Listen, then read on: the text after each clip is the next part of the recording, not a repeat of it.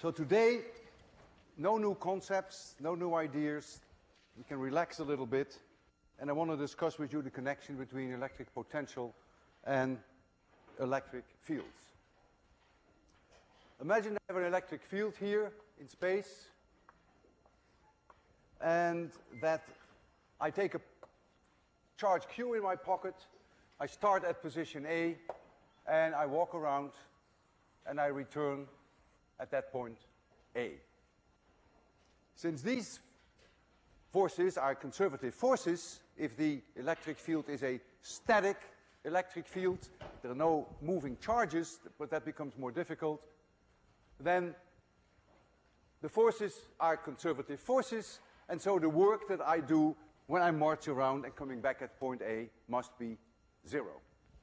It's clear when you look at the equation number 3 that the potential difference between point A and point A is obviously 0. I start at point A and I end at point A, and that is the integral in going from A back to point A of E dot dl, and that then has to be 0. And we normally indicate such an integral with a circle, which means you end up where you started. This is a line now. This is not a closed surface, as we had in equation 1. This is a closed line. And so whenever we deal with static electric fields, we can add now another equation if we like that, and that is if we have a closed line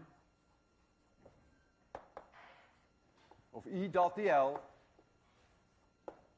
so we end up where we started, that then has to become 0. Later in the course we will see that there are special situations when we don't deal with static fields, when we don't have conservative E fields, that is not the case anymore. But for now, it is. So if we know the electric fields everywhere, then you can see equation number 2, then we know the potential everywhere. And so if we turn it the other way around, if we knew the potential everywhere, you want to know what the electric field is. And that, of course, is possible. If you look at equation 2 and 3, you see that the potential is the integral of the electric field. So it is obvious that the field must be the derivative of the potential. Now, when you have fields being derivative of potentials, you always have to worry about plus and minus signs. Whether you have to pay MIT $27,000 tuition to be here, or whether MIT pays you $27,000 tuition for coming here, is only a difference of a minus sign, but it's a big difference, of course. And so let's work this out in some detail. I have here a charge plus Q, and at a distance r, at that location P, we know what the electric field is. We've done that a zillion times. This is the unit vector in the direction from Q to that point, and we know that the electric field is pointing away from that charge, and we know that the electric field E, we've seen that already the first lecture, is Q divided by 4 pi epsilon 0 r squared in the direction of our roof. And last lecture, we derived what the electric potential is at that location. The electric potential is Q divided by 4 pi epsilon 0 r. This is a vector. This is a scalar.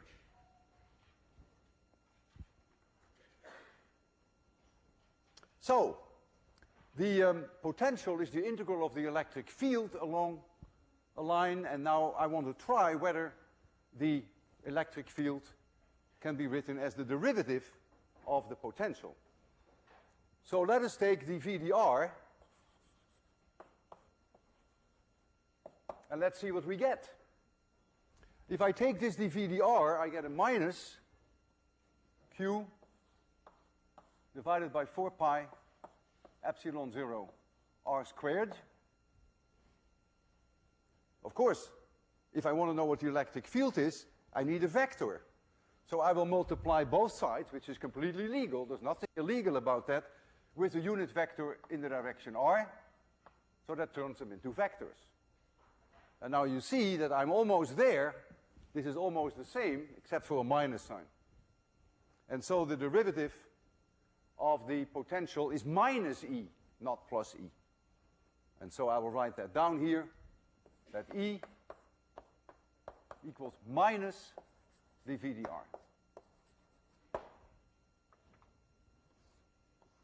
So they are closely related. If you know what the, oh, and I want this to be a vector, so I put here R roof. Vector on the left side, you must have a vector on the right side. And so if you know the potential everywhere in space, then you can retrieve the electric field. I mentioned last time that the electric field vectors, electric field lines, are always perpendicular to the equipotential surfaces. And that's obvious why that has to be the case.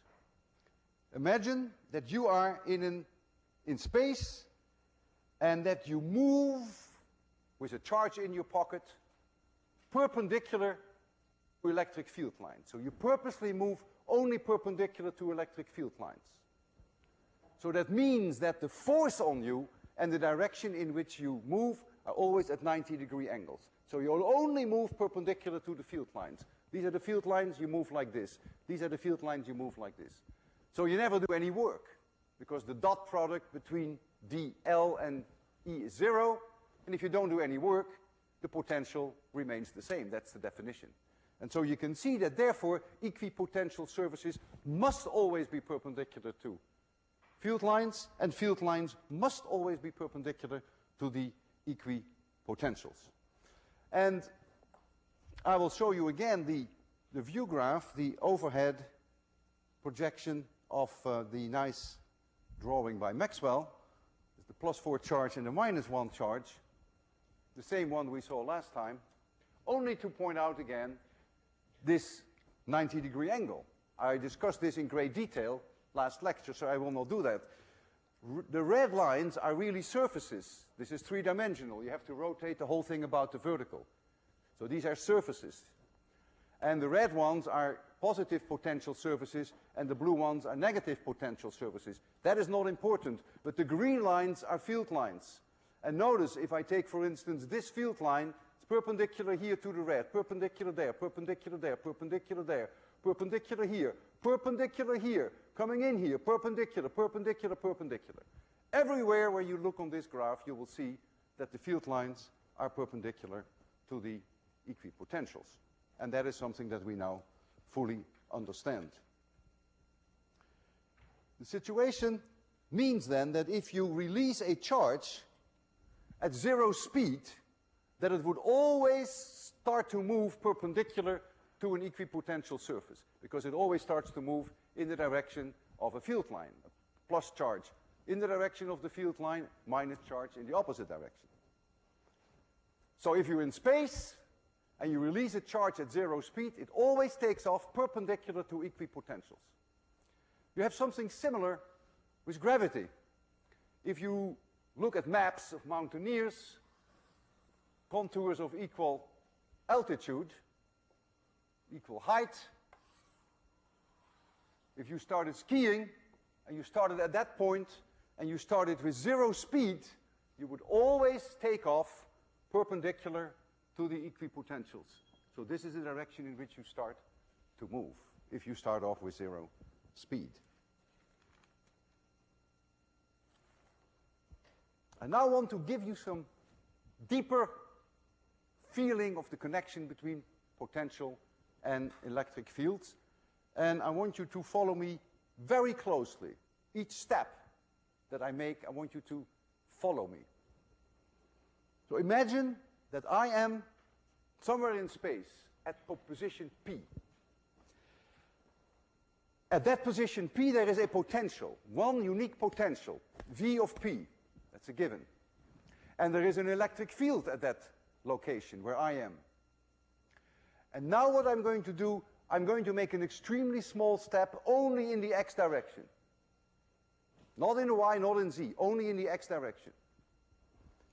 If I measure no change in the potential over that little step, it means that the component of the electric field in the direction x is 0.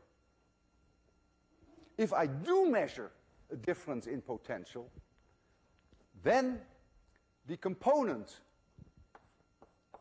the x component of the electric field, the magnitude of that, would be that little side step that I have made, delta x. It would be the potential difference that I measure divided by that little side step. And I keep y and z constant. And these are magnitudes. But that's why I put these vertical bars here. Equally, if I made a small side step in the y direction, and I measured a potential difference delta v, keeping x and z constant, that would then be the component of the electric field in the y direction. Earlier, we wrote down for E as a unit newtons per coulomb. From now on, we almost always will write down for the unit of electric field volts per meter. It is exactly the same thing as newtons of coulomb. There's no difference. But this gives you a little bit more insight. You make a little side step in meters, and you measure how much the potential changes. It's volts per meters. It is a potential change over a distance. So now I can write down the connection between electric field and potential in Cartesian coordinates. It looks much more scary than the nice way that I could write it down up there when I had only a function of distance r. And so in Cartesian coordinates, we now get E equals minus, that minus sign we discussed at length, and now we get dv dx times x roof plus dv dy times y roof plus dv dz times z roof. And what you see here, this first term here, including, of course, the minus sign, that is E of x. And this term, including the minus sign, that is E of y, and so on. And the fact that you see these curled d's, it means partial derivatives. That means when you do this derivative, you keep z and y constant. When you do this derivative, you do x and z constant, and so on.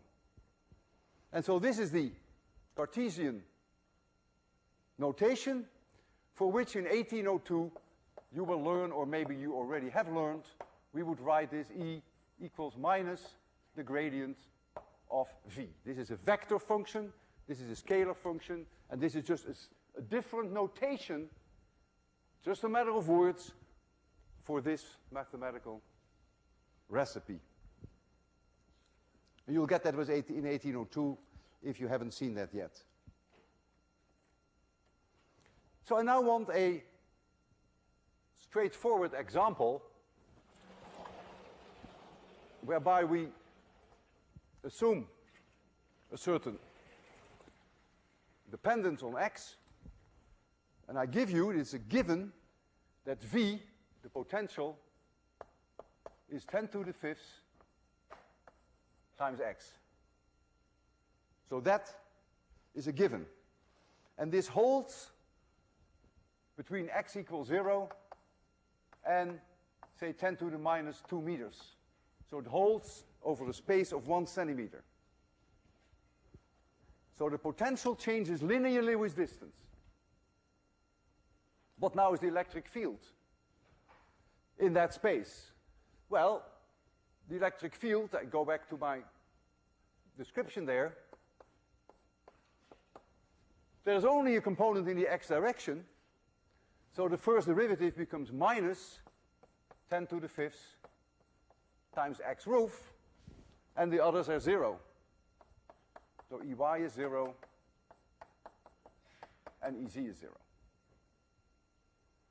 So you may say, well, yeah, well, nice mathematics, but we don't see any physics. This is more physical than you think.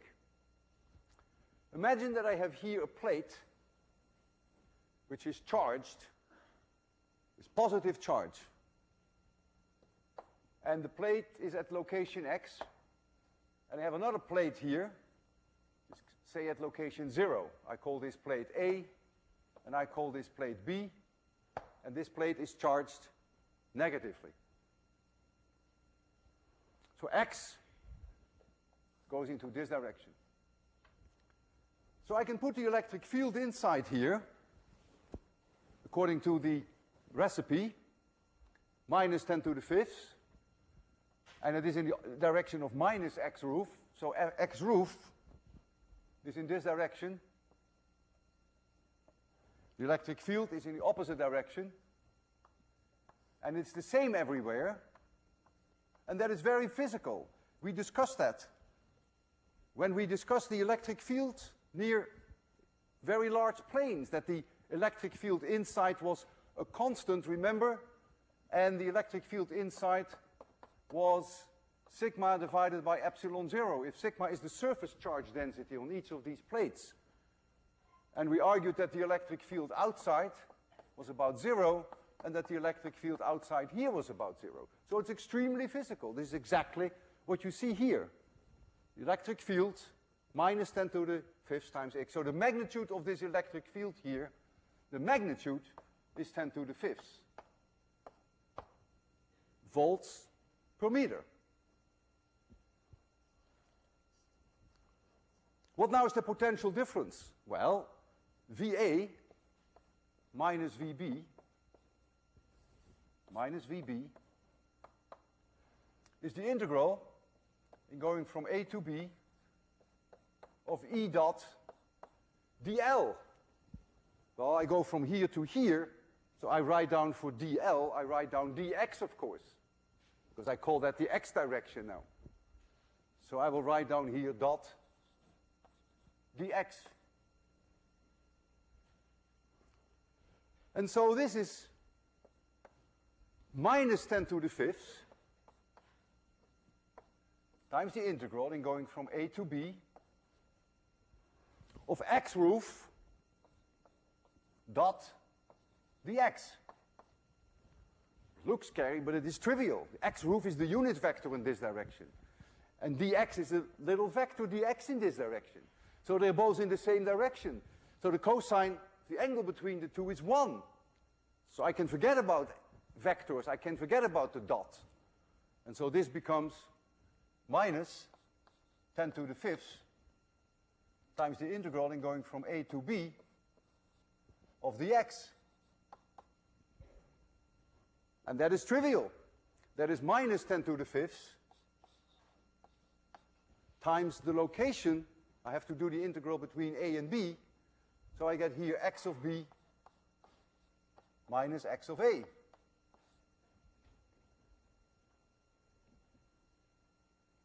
And if this is 10 to the minus 2 meters, to go from here to here is 1 centimeter, I must multiply this by 10 to the minus 2, so I get that this is minus 1,000 volts. So A is 1,000 volts lower than B.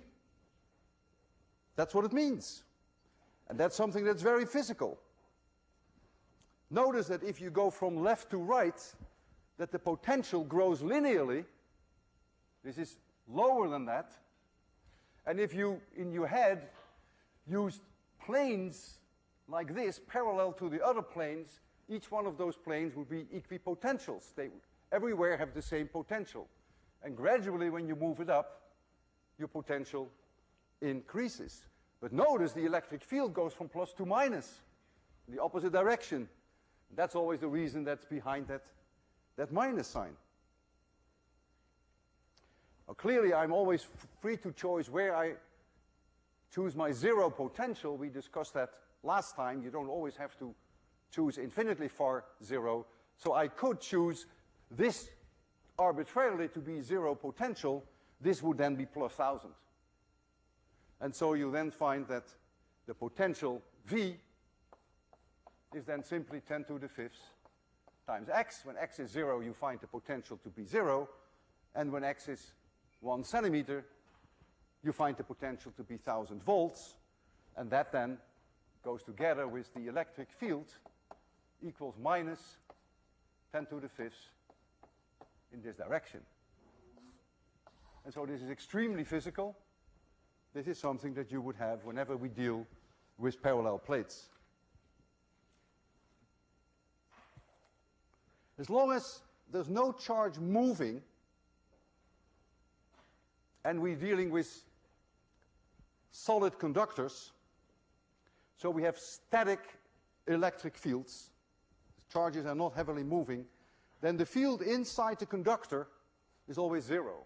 Not the case in a non-conductor. It's only in a conductor, because conductors have free electrons to move, and if these free electrons see electric fields inside, which they may, they start to move until they experience no longer a force, thereby they kill the electric field inside. So the charge in the conductor always rearranges itself so that the electric field becomes 0, if the field is a static field, not rapidly changing.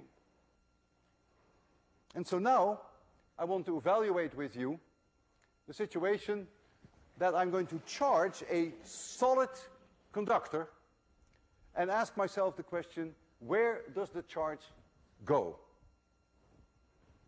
In honor of Valentine's Day, let's take a solid hard, steel hard. It's solid all the way throughout. So this is a solid conductor, and I bring on this conductor charge from the outside. Plus or minus, let's just take plus for now. And so the question that I'm asking you now, this is a conductor, this is not an insulator. The story for insulators is totally different. This has free moving electrons inside. I'm asking you now, if I touch this conducting hard, by the way, your heart is a very good conductor. If you touch this conducting hard, where would this charge end up? Where would it go to? And I leave you with 3 choices. And we'll have a vote on that. The first choice is that the plus charges would uniformly distribute throughout. The possibility. The second possibility, less likely I think, that all the charge will go to one place there. I don't know which place that would be, but maybe. And then the third possibility is that maybe the charge will uniformly distribute itself only on the outer surface. And then the fourth possibility is none of the above. All these suggestions I made were wrong. Who would think that the charge might uniformly distribute it throughout the conductor? I see 1 or 2 hands.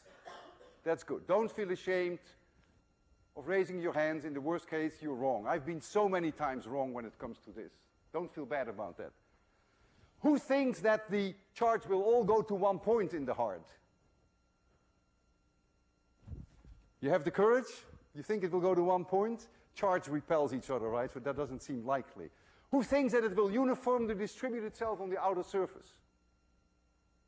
Who thinks none of the above? Very good.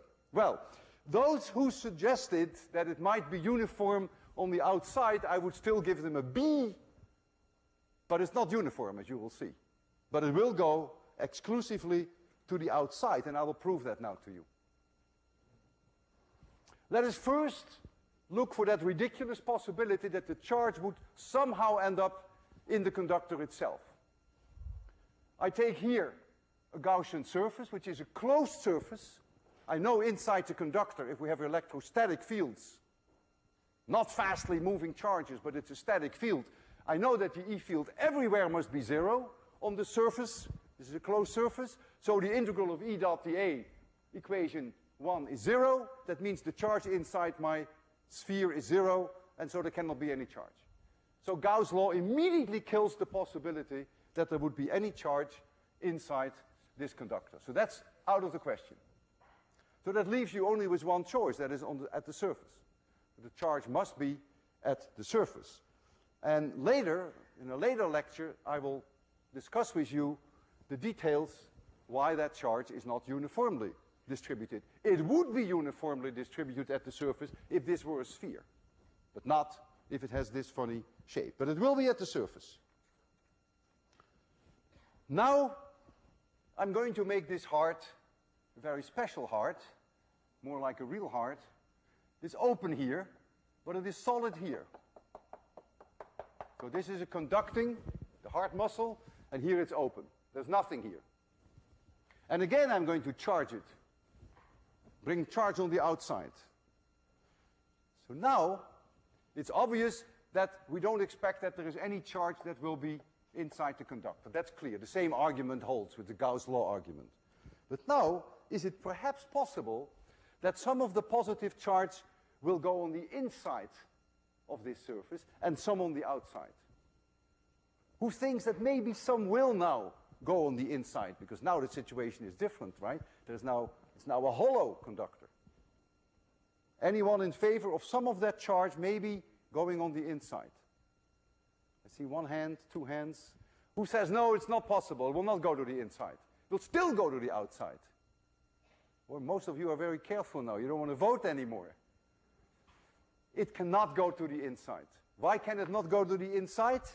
Let this be my Gauss surface. Closed surface. Think of this as three-dimensional. Everywhere on that line, the electric field is zero because you're inside the conductor. So the surface integral is also zero.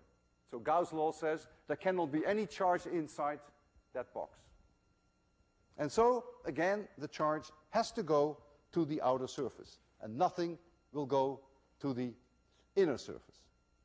And so the conclusion then is that the electric field is zero in the conductor, but the electric field is also zero in this opening. There's never any charge there.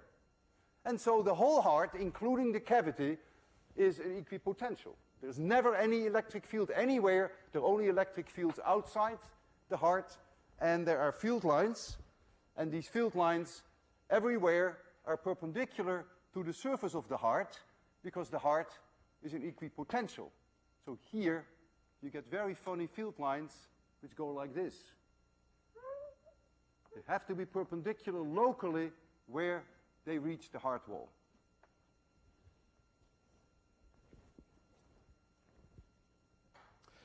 Earlier in my lectures, I showed that a uniformly solid sphere has electric field zero inside, and I even showed to you that a hollow conducting sphere also has zero electric field inside. Today I have demonstrated that it doesn't have to be a sphere, you don't need spherical symmetry, that any shape, provided that it's a hollow conductor, it has to be a conductor, any shape will give you an electric field of zero inside. And I first want to demonstrate that. I have here something that is not a sphere. It's a paint can. It has some aluminum on top. There's an opening there. It's not perfect. It's not really closed like this is. So the electric field inside will not be exactly zero, but it will be very close. I must have an opening because I want to get in. I want to get charge, see whether there's any charge on the inside. So I must be able to get through. So I'm going to charge this one, and then I will take some charge of the outside and take some charge of the inside and use the electroscope and see whether we can demonstrate that indeed there is charge on the outside, but there is nothing on the inside. I will use the same method that I used last time when I challenged you to figure out how this works. This is this crazy message which we call electrophorus. Electrophorus. It's difficult to pronounce. Electrophorus. We have here a glass plate. I rub it with cat fur. Think about it again. It's a little problem inside the problem. Metal plate. I put it on top. I touch it. I get a shock. I touch it here. I touch it again. I get again a shock. And I charge this up. I touch it again. Get another shock. And I touch it again. Let's get a little bit more on it. The charge on this plate is positive, by the way, that I create on the glass. I touch it. The charge on here is negative, not positive. Put it on again, touch it. Okay. So I should have negative charge on there now. Here is a little test sphere. It's a conductor. I'll take some charge off from this side. Touch it. Boy, there's charge. There's no question. We agree, right? There's charge. Okay, now I touch the inside. Let's hope that no sparks fly over. I touch it. Nothing. Seen it? Absolutely nothing. So there's no charge inside, the charge is on the outside, which is what I just demonstrated. So you see it in front of your own eyes. All the charge goes to the outside. Not so intuitive, but an immediate consequence of the fact that it's a conductor, that the electrons will move freely, so that the electric field in the conductor itself is zero. And we have argued that no charge can ever go on the inside of the surface. It all stays on the outside. So when I touch the inside, there was no charge. So if you are inside that conductor, if your house is a conducting house, and someone in the outside world charges your house up, when you're inside, you have no knowledge of that. That's quite amazing, isn't it? You are electrically shielded from the outside world. Now I'm going to make the situation even more complicated. I now take a conducting object, doesn't have to be a sphere, and I bring that conducting object, hollow, in an external electric field. So someone outside your house is turning on a Van de Graaff, creating an electric field. What now is going to happen? Well, due to induction, you're going to get some charge polarization in the conductor. One side may end up negative, and the other side may end up positive. But what happens on the inside? Nothing. The electric field in the conductor must stay everywhere zero if it is a static electric field. And so no charge can accumulate here, and no charge can accumulate on the inside. And so, as you bring this electric field on the outside, you may get negative and positive charge on the outside, maybe negative here and positive there, but inside, nothing. You are inside electrically shielded from the outside world in the same way that you were when someone was trying to put charge on your house. Now someone is trying to zap you with electric fields. Nothing will happen inside. You will never see an electric field inside. I will show you an interesting drawing, interesting figure, which is a conducting box. It's closed. The cut that you see open is just to allow you to look inside, but it is closed from all sides. And there are some negative charges here, and there are positive charges in the foreground which you don't see. The red field lines come from positive charges, end up on the box, and the negative field lines go from the box to the negative charges. There is clear polarization. The box itself is neutral. I started with a neutral box. But because of this electric field, I get polarization. I end up with negative charge on the box here, only on the outside. Positive charge on the box here, only on the outside. Inside, electric field is zero. No charge anywhere inside. Due to this crazy electric field, the free-moving charges in the conductor will rearrange themselves in such a way that the electric field is zero everywhere in the conductor, is zero inside the cavity, and that the closed loop integral of E dot dl is zero everywhere, if these are static fields. And it is clearly impossible for us to ever calculate how that charge configuration at the surface will have to be in order to meet all those conditions. But nature can do this effortlessly. and it can do it extremely fast, obeying all the laws of physics. It puts very quickly plus charge here and minus charge there. Make sure that there is no charge on the inside of the surface. It makes sure that the electric field is everywhere zero inside and in the box. And it also makes sure that the integral E dot dl is zero everywhere in space. And therefore the box and everything inside becomes an equipotential. So it also arranges matters so that the field lines, wherever they intersect with the box, are always perpendicular to the box.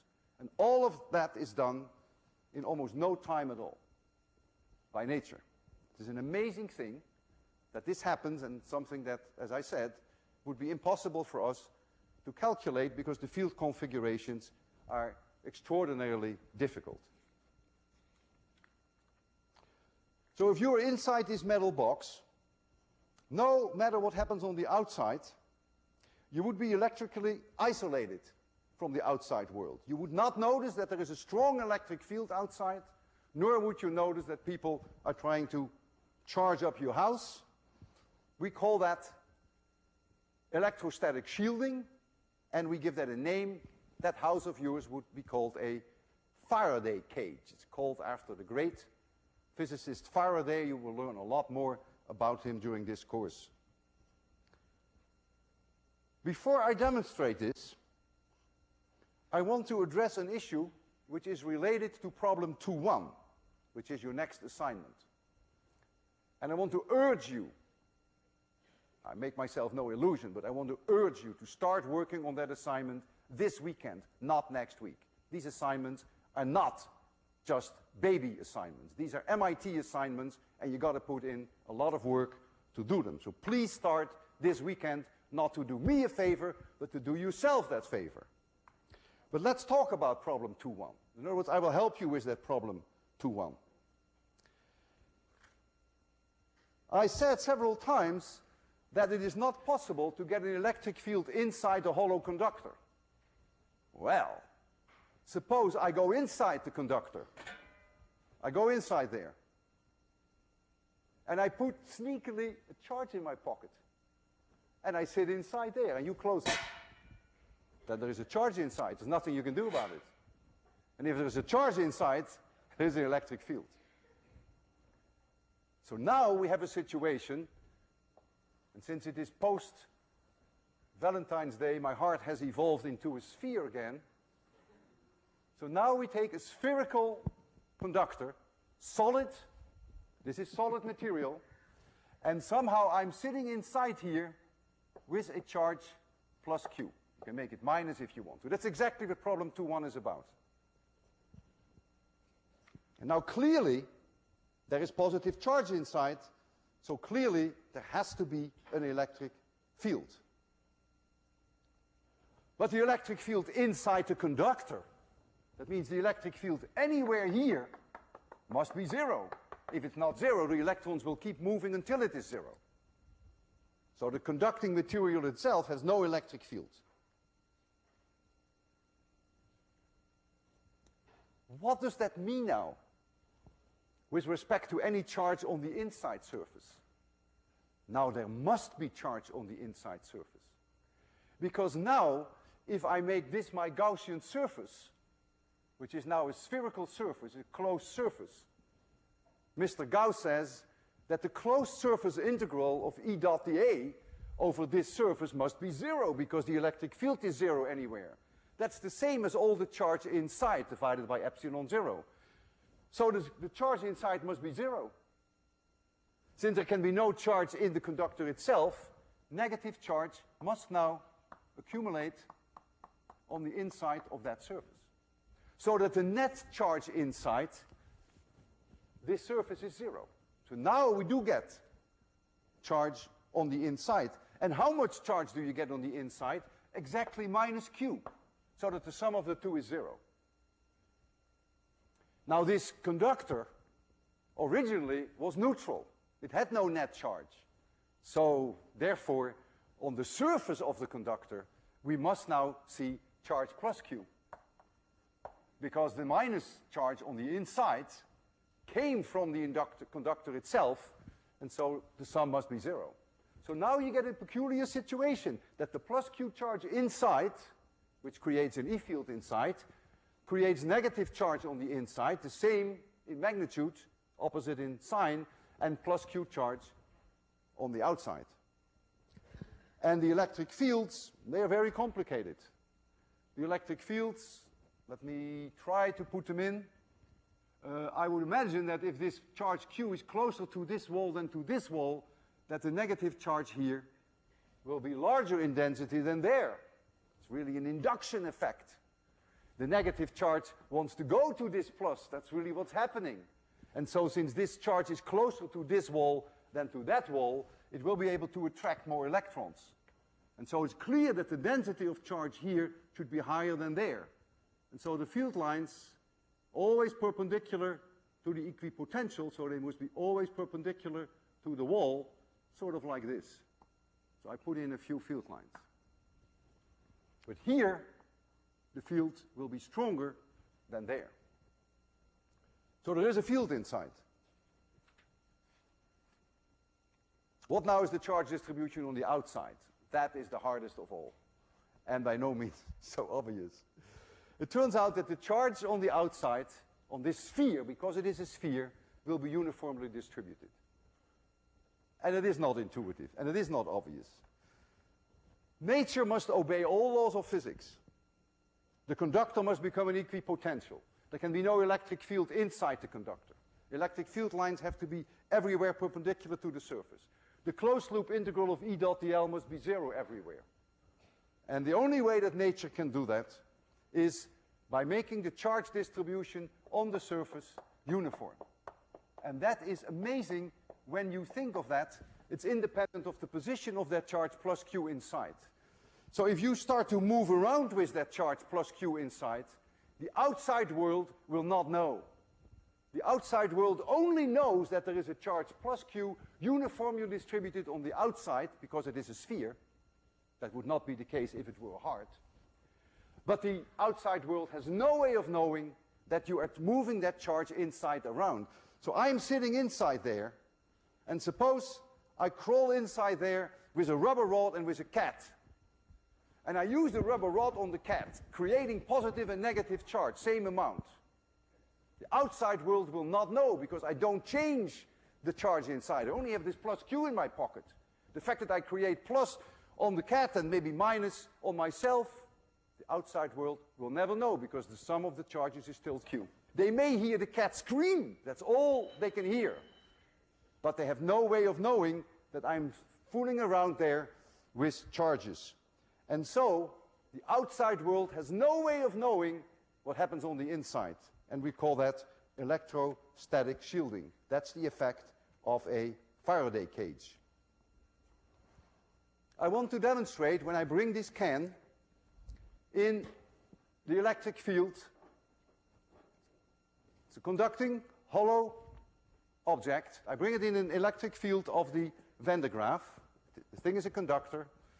I will show you that because of the induction, you're going to get, like you see on that figure, you're going to get negative charge on one side, positive charge on the other side, and zero charge on the inside. That's quite amazing, isn't it? If this were positive, let's assume it is, then this side becomes negative, this side becomes positive, the whole thing is in equipotential, no charge inside. Quite amazing. So let's turn on this. The Van de Graaff. So we create that electric field. We turn on the electroscope. Here is my little ping pong ball, conducting. And I'm going to touch first the can on your side, on your left side. There we go. And I bring this charge on the electroscope. Boy, nice charge. I now touch the other side, and I will approach the, I heard a spark. Sparks are always bad. I approach that electroscope, and if the reading of the electroscope, if the deflection becomes less, as we discussed earlier, it means that the polarity that I have on here is different from the polarity on the electroscope. And you clearly see that. The deflection becomes less. So the charge that I took off from this side has a different polarity than the charge that I took on from that side. But yet, it's an equipotential. All that strange polarization of charges takes place at the surface. And now I will try to get inside to see whether I can get some charge from the inside, and there shouldn't be any. Ooh, I have to take this charge off, of course. And I touch this, and you see no charge. So you've seen three things, which is quite amazing. That the charge on this side has a different polarity from the charge on that side, and that everything happens on the surface, nothing happens on the inside. I could not get any charge from the inside. Now, we're going to experiment with more dangerous stuff, and that is with the Van de Graaff. Here you see a Faraday cage which has some openings. It's not solid conductor, but it has small openings, which doesn't change the situation too much, maybe only a little. And I'm going to go inside that cage. This would also be a nice Faraday cage, but it's very hard for me to crawl in there. And if I go in there with a radio, just like the radio in your car, then you may not be able to hear the radio, even though radio waves is a difficult story, because the shielding that we discussed is only electrostatic shielding, and radio waves are electromagnetic radiation with strongly changing fields. So it may not be as perfect a shielding as you may think.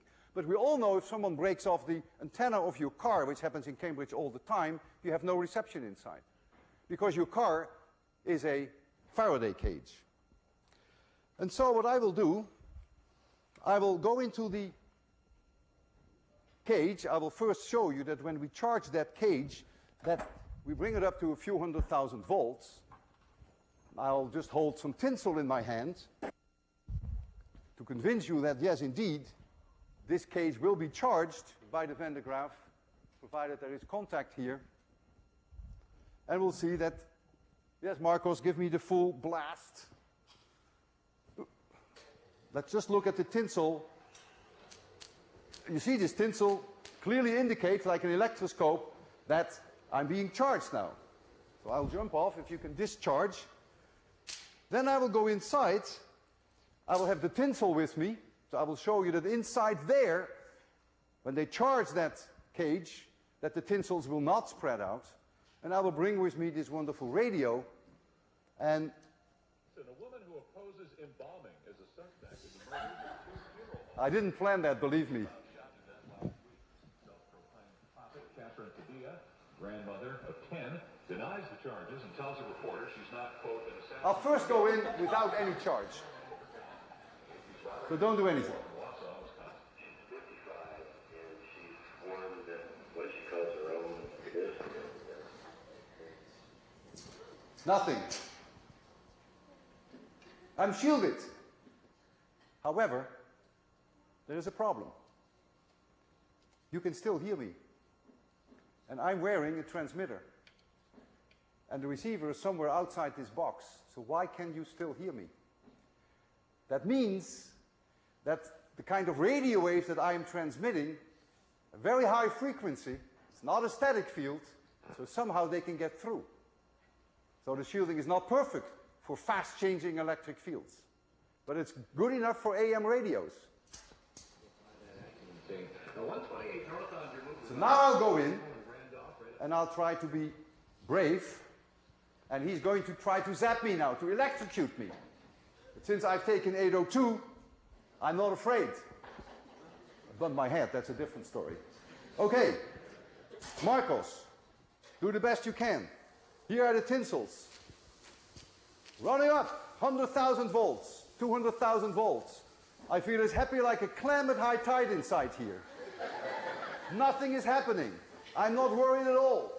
If lightning were to strike me, who cares? I'm in a Faraday cage. Not going to spoil my weekend. I can touch the inside. There's no charge anywhere here. My weekend won't be spoiled, and I hope that the new assignment is not going to spoil yours either. See you next Tuesday.